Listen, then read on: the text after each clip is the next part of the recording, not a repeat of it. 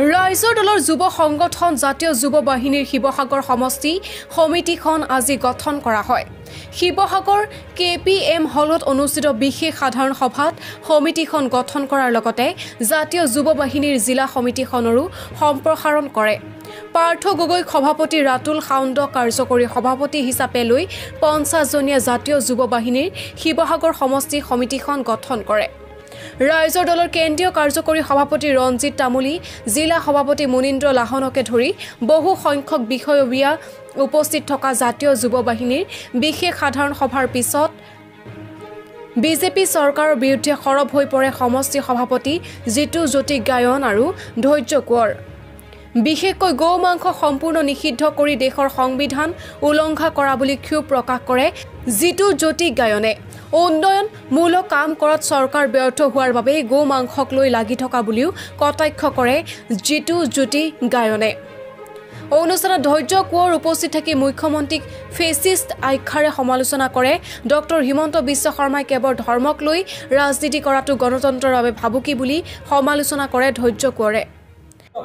শিৱসাগৰ অসমৰ আঞ্চলিকতাবাদ আৰু জাতীয়তাবাদৰ পীঠস্থান আৰু ৰাইজৰ দল এটা আঞ্চলিকতাবাদ জাতীয়তাবাদীৰ দল।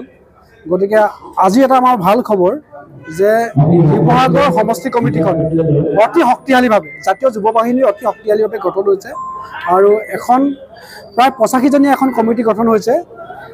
সভাপতি পাৰ্থ গগৈ সভাপতি, কাৰ্যকৰী সভাপতি ৰাতুল খাউন আৰু সাধাৰণ সম্পাদক ৰিকিচান লাহন, পদ্মকমল গগৈ, মনজিত বৰা আৰু ৰাহুল বৰাকে ধৰি এজন 85জনীয়া কমিটি হৈছে। গতিকে আমি শুভেচ্ছা জনাইছোঁ। শিৱসাগৰ এখন শক্তিশালী কমিটি হৈছে আৰু শিৱসাগৰত এক নতুন মাত্ৰা দিব। কাৰণ যুৱকসকলে ৰাজনীতিত যিহেতু অহাটো আজিৰ তাৰিখত ইমান এখন শক্তিশালী কমিটি আৰু অসংখ্য যুৱ বন্ধু আজি আহিছে। গতিকে এইটো এটা ভাল খবৰ, শিৱসাগৰৰ কাৰণে ভাল খবৰ, অসমৰ ৰাইজৰ কাৰণে এটা ভাল খবৰ, ৰাজনীতিত তেওঁলোকৰ অংশগ্ৰহণ। গতিকে এই যি 85জনীয়া যিখন কমিটি হ'ল, মই ভাবোঁ শিৱসাগৰত এই কমিটিখনে জাতীয় যুৱ বাহিনীৰ জৰিয়তে এটা নতুন ৰাজনৈতিক ধাৰা প্ৰতিষ্ঠা কৰিবলৈ সক্ষম হ'ব। গতিকে জিলা সমিতিকো ধন্যবাদ জ্ঞাপন কৰিছোঁ। এনেকুৱা এখন কমিটি আজি উপহাৰ দিয়াৰ বাবে জাতীয় যুৱ বাহিনী আৰু সমষ্টি সমিতিৰ নতুন যিসকল সতীৰ্থ নতুনকৈ সংযোজন হ'ল তেওঁলোককো ধন্যবাদ জ্ঞাপন কৰিছোঁ। মুখ্যমন্ত্ৰীগৰাকী হৈছে এগৰাকী ফেচিষ্ট আৰু সাম্প্ৰদায়িক ব্যক্তি। গতিকে এতিয়া এনেকুৱা হৈ গ'ল যে তেওঁ ৰাজনীতিটো কেৱল ধৰ্মীয় মেৰুকৰণৰ ওপৰত কৰি ৰাজনীতি কৰি থাকে। তেওঁ কেতিয়াও সমাজ জীৱনৰ জাতীয় জীৱনৰ মুক্তিৰ বাবে মানুহৰ চেতনাক এটা স্তৰলৈ নিবৰ কাৰণে, জাতীয় চেতনাক স্তৰলৈ নিবৰ কাৰণে, এটা পৰ্যায়লৈ নিবৰ কাৰণে, মেহনতি মানুহৰ মুক্তিৰ কাৰণে কেতিয়াও কাম নকৰে। কেৱল ধৰ্মৰ নামত মানুহক ভাগ কৰি তেওঁ ক্ষমতাত নিজকে টিকি থাকিব খোজে।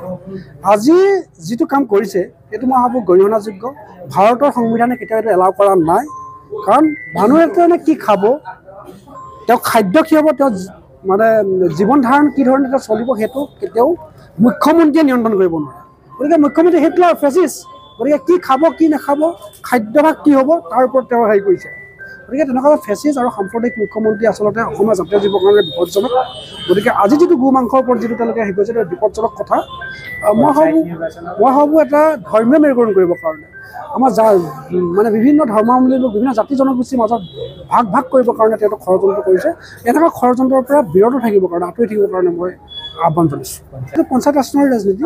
গতিকে পঞ্চায়ত ৰাজনীতিৰ ওপৰত তেওঁ ধৰ্মীয় মেৰুকৰণ কৰি পিনি ভোটটো বিভক্ত কৰিব খুজিছে আৰু তেওঁৰ ফালে আচলতে ভোটটো নিবৰ চেষ্টা কৰিছে। কিন্তু অসমৰ মানুহে ইতিমধ্যে বুজি পাইছে তেওঁলোকৰ যি অসম বিৰোধী যিবিলাক নীতি, জাতি বিৰোধী, জনগণ বিৰোধী যিবিলাক নীতি, জনগোষ্ঠী বিৰোধী যিবিলাক নীতি, এই নীতিবিলাক ইতিমধ্যে অসমৰ ৰাইজে বুজি পাইছে। গতিকে মুখ্যমন্ত্ৰীক এইবাৰ শিক্ষা দিব, পঞ্চায়ত ইলেকশ্যনতো শিক্ষা দিব, অহা 26তো এবাৰ মুখ্যমন্ত্ৰীয়ে শিক্ষা দিব।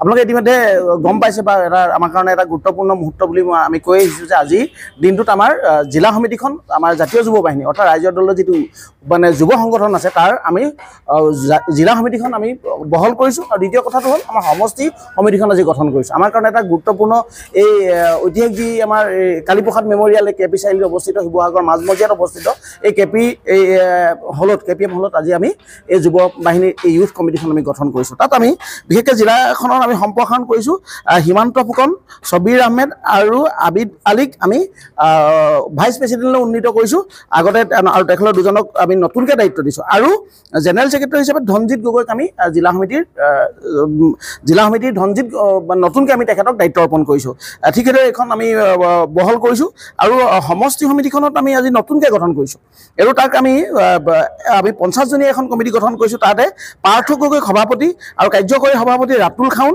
আৰু সাধাৰণ সম্পাদক আমি ক্ৰমে ৰিকিনদাস লাহন আৰু পদ্মকমল গগৈ আৰু মনজিৎ ভূঞা আৰু ৰাহুল বৰাক আমি সাধাৰণ সম্পাদক হিচাপে লৈ আমি এখন 50জনীয়া কমিটি গঠন কৰিছোঁ আৰু এইটো আমাৰ কাৰণে খুব ভাল লগা কথা আমি ভাবিছোঁ আমি এখন শক্তিশালী কমিটি আজি আমি সমষ্টি কমিটি ৰাজ্যৰ জাতীয় যুৱ বাহিনী এখন শক্তিশালী সমষ্টি কমিটি আমি গঠন কৰিছোঁ বুলি অনুভৱ কৰিছোঁ আৰু বিজেপিৰ বিৰুদ্ধে আজি এই হিমন্ত বিশ্ব শৰ্মাৰ এই বিজেপি ফেচিষ্ট চৰকাৰখনৰ বিৰুদ্ধে আমি এই যি কমিটি আজি দৃঢ় পদক্ষেপেৰে শিৱসাগৰত ৰাইজৰ দলক এটা শক্তিশালী ভূমিকাৰে শিৱসাগৰ সমষ্টিটো আগবঢ়াই লৈ যাব বুলি বা শিৱসাগৰ জিলাখন আগবঢ়াই লৈ যাব বুলি আমি অনুভৱ কৰিছোঁ নিঃসন্দেহেতো ধিক্কাৰযোগ্য এটা যি আমাৰ সংবিধানক অৱমাননা কৰা হৈছে আচলতে মানুহে কি খাব কি পিন্ধিব কি কেনেধৰণে জীৱন যাপন কৰিব এইটো আমাৰ মৌলিক অধিকাৰ এই মৌলিক অধিকাৰ প্ৰভাৱিত এই চৰকাৰখনে প্ৰভাৱিত কৰা আমি লক্ষ্য কৰিছোঁ আৰু আচলতে উন্নয়নমূলক কাম কাজবোৰ তেখেতে ব্যৰ্থ হৈছে উন্নয়নমূলক কাম কাজবোৰ তেখেতসকলে আগবঢ়াই নিব ব্যৰ্থ হোৱাৰ কাৰণে আচলতে এনেকুৱা ধৰণৰ সস্তীয়া মানুহক বিপথে পৰিচালনা কৰা মানুহক স্থবিৰ কৰি সমাজখনক স্থবিৰ কৰি পেলোৱা এটা যি মানে তেখেতসকলে এই প্ৰৱণতা মই দেখিছোঁ একেমুখে ধিক্কাৰ জনাইছোঁ আমি আশা কৰিছোঁ চৰকাৰখনৰ শুভ বুদ্ধি উদয় হ'ব আৰু উন্নয়নৰ কাম কাজবিলাক মূল্য বৃদ্ধি সংক্ৰান্তত যেনেকৈ তেখেত ব্যৰ্থ হৈছে চৰকাৰখন আগবঢ়াই নিয়াৰ ক্ষেত্ৰত দৰৱৰ দাম যেনেধৰণে বাঢ়িছে মানুহৰ খাদ্যবস্তুৰ দাম যেনেকৈ বাঢ়িছে এই কথাখিনি নিয়ন্ত্ৰণ কৰা চৰকাৰখন সম্পূৰ্ণৰূপে ব্যৰ্থ হৈছে সেইকাৰণে আচলতে সস্তীয়া চমক সৃষ্টি কৰিবৰ কাৰণে আচলতে গো মাংস বা এনেকুৱা ধৰণৰ মাংস নিষিদ্ধকৰণৰ কাম কাজবোৰত এনেকুৱা পদক্ষেপবোৰ তেখেতে লৈছে বুলি আমি অনুভৱ কৰিছোঁ শিৱসাগৰৰ পৰা Shankar Bharali report news 24 any